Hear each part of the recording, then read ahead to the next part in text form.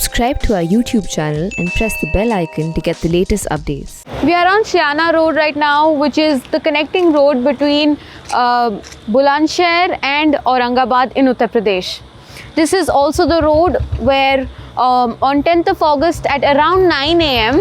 an accident took place. This accident involved 20-year-old Diksha Bhati, a very bright student who had made to the headlines in 2018 when she topped her 12th boards. The problem now is that her death has become an issue of controversy, and it has also become a point of contention between the family and the police, where the police says that it's a case of rash driving where a minor was driving and a mere accident, while the family on the other side alleges that Sudiksha was eve-teased and that is what led to her death and the subsequent accident.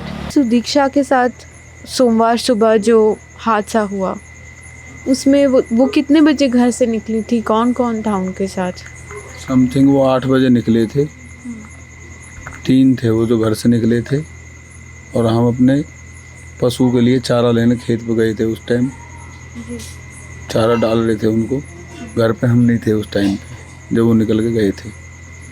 9 बजे के करीब हमारे पास call आई हमारे भाई की कि भाई accident हो गया। उसके बाद में हमने एक गांव परिवार के हैं उनके पास कॉल की कि भाई गाड़ी लेकर बच्चे का एक्सीडेंट हो गया मेरी बच्ची का। वो गाड़ी लेकर आए, बस वहाँ पे फिर हमने बेटी को फ़ोन करा, वो किसी और बंदे ने वहाँ उठाया था।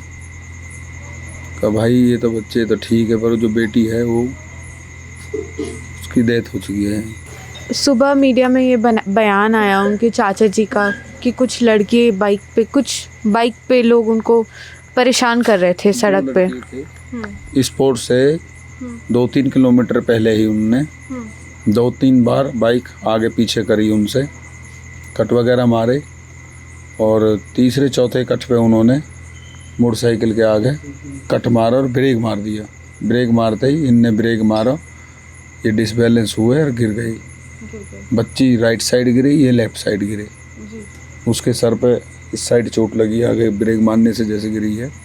वो बाइक लेकर निकल गई और ये वहीं पे सड़क पे ही गिर गई। तो उनके साथ उनके 16-17 वर्ष के छोटे भाई थे जिनको चोट लगी है, और चाचा जी क्या वो ठीक है?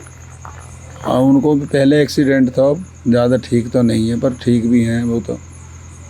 उनको अब चोट नहीं लगी है। सर अब आप क्या चाहते हैं, पुलिस क्या कार्रवाई करे? सही मुलजिम तक पहुँचे, जो सही मुलजिम है दोषी को ही सज़ा दे, निर्दोष को किसी को सज़ा ना दे, जिससे कि और किसी बच्ची के साथ ऐसे सुदीक्षा भाटी के साथ जो घटना घटी है ना घटे। तो क्या अभी आर्थिक तरीके से भी सुदीक्षा घर में मदद कर पा रही थी और मतलब सबको मदद कर रही थी? वो बच्चों को पढ़ाई में मदद करती थी। बोली पापा आप घर का खर्च संभालिए, बाकी पढ़ाई की टेंशन मत लीजिए। सुदीक्षा के जो पिताजी हैं वो बता रहे थे कि लॉकडाउन में उनका जो काम था वो सब बंद हो गया है। मेरा भाई बहुत परेशान है, सब काम बंद है भाई का। कोई रोजगार नहीं है, कुछ नहीं है, बच्चे पालने बहुत मुश्किल हो रहे। तो उसके लिए कुछ कहीं से उन्होंने मदद ली, कुछ सुदीक्षा की कुछ मदद रही? सुदीक्षा की मदद रही है, वही अपने भाई बहनों को लेकर चल रही थी, पढ़ाई वढ़ाई का वही सब कुछ कर रही थी बच्चे के लिए। सुदीक्षा के कितने भाई बहन हैं? 4 बहन 2 भाई, अब 3 बहन 2 भाई रह गए। Sudiksha wasn't just a ray of hope for her family, but for the village of Deri Skaner as well. She had taken up upon herself to teach reading and writing to about 50 children through online means. Villagers told the print that she was loved by all and was a source of inspiration for the girls of the village. जिन्हें भी अगर नहीं आई तो सबको पढ़ाती थी, सबको शिक्षा देती थी, पूरे गांव के बच्चों को नहीं, सब आते थे दीदी हमें पढ़ाओ, बहुत पढ़ाती थी बच्चे। गांव में सब ट्यूशन पढ़ाते हैं, सब पैसे लेते, लेकिन वो किसी से कुछ नहीं लेती थी, बच्चे इनको शिक्षा ही देती थी। Sudiksha's father told the print that not only was she helping her siblings with their education, she was also financially supporting the family. As her family and her village come to terms with this loss, a statement made by her uncle on the 12th of August has also left the police befuddled. वो एक bullet थी, उस bullet ने कई बार हमको overtake करा, फिर ऐसे घुमाया इधर उधर को घुमाया। हमने फोर और धीमी कर ली, स्टड से मारने लगा। वो स्टड मारने के बाद में हमने धीमी करी अपनी बाइक, फिर भी उसने और आगे से जाकर फिर एकदम हमारे आगे एकदम ब्रेक मार दी। ब्रेक मारने के बाद में भी हमारी बाइक एकदम कंट्रोल पे हो, उसमें ज़्यादा सीधी टक्कर लगी। सीधी टक्कर लगते ही मैं ऐसे ही गिर गया हूँ और मेरी भतीजी पीछे गिरी उस सर्स के उससे। अमृतिका के चाचा की एक बाइट आई जिसमें उन्होंने कहा कि मैं बाइक चला रहा था।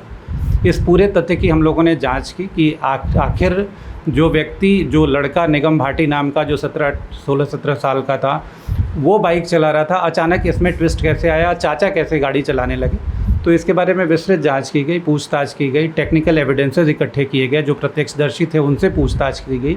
तो ये तथ्य स्पष्ट रूप से प्रकाश में आया कि चाचा वहाँ पे नहीं थे, बल्कि गाड़ी जो बाइक थी वो 16-17 साल का जो लड़का था वो चला रहा था और उसमें एक्सीडेंट की घटना घटित हुई।